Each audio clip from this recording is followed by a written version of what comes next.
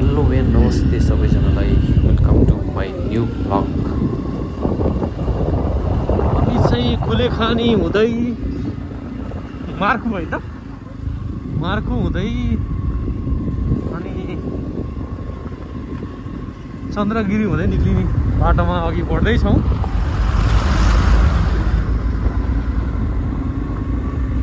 बिहानको बस्यो कि त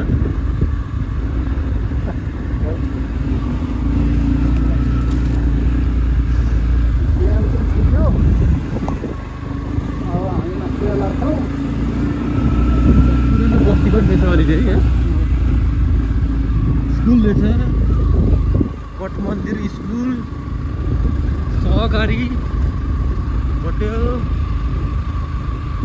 बाटो कच्ची, दरबार श्रीकाल पनि भनिरहेछ।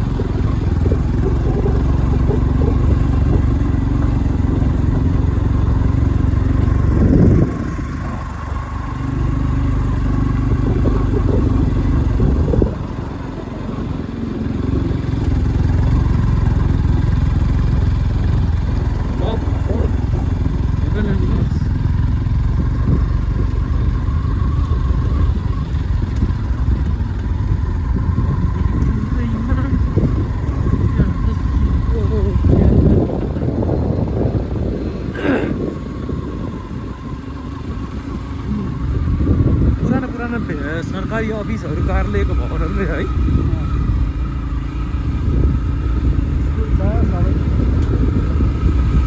बस्ती चाहिँ यहाँ चाहिँ अलिकति बाक्लै रहेछ। बस्ती चाहिँ यस्तो रहेछ, बाटो चाहिँ यस्तो रहेछ।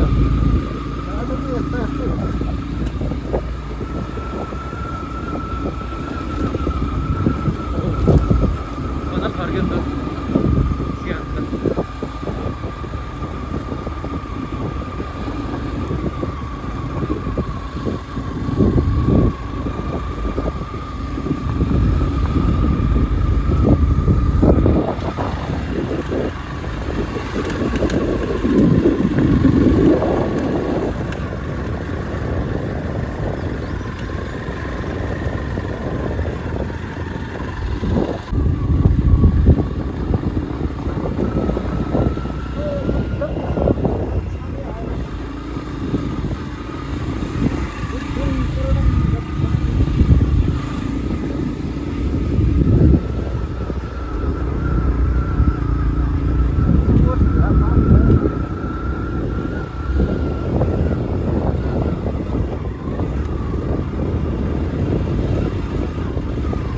निकै एरिया ओभरेर चाहिँ मान्ने त यहाँ त्यो चाहिँ हेरेर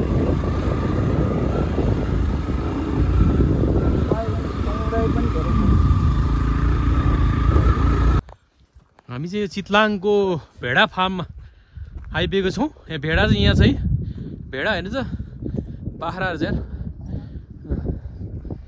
ल भ्यू हेरौँ त गाइज।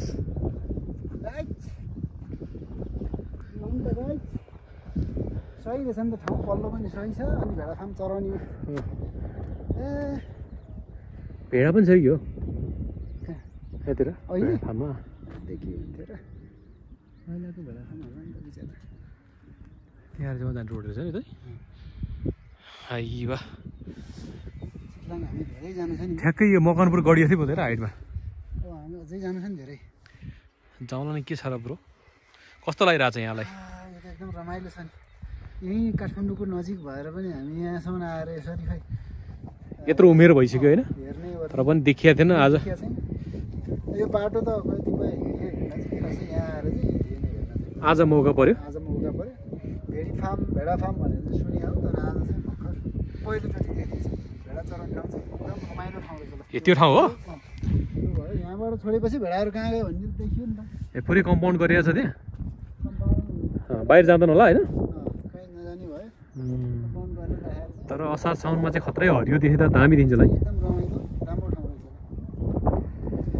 यताबाट हेर्दाखेरि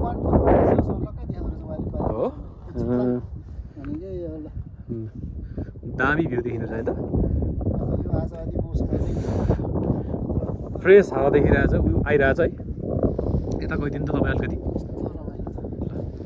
अरू केही छ यहाँको विशेषता यहाँको विशेषता भनेको त अब मार्को भइहाल्यो तल डोसरमा माछा खाने बस्ने रमाइलो रिसोर्टहरू होइन रमाइलो हेर्नु पऱ्यो भने तल बाख्राले त नमजा हेरे त यता ऊ यस्तो हेरे त हामीलाई त्यहाँ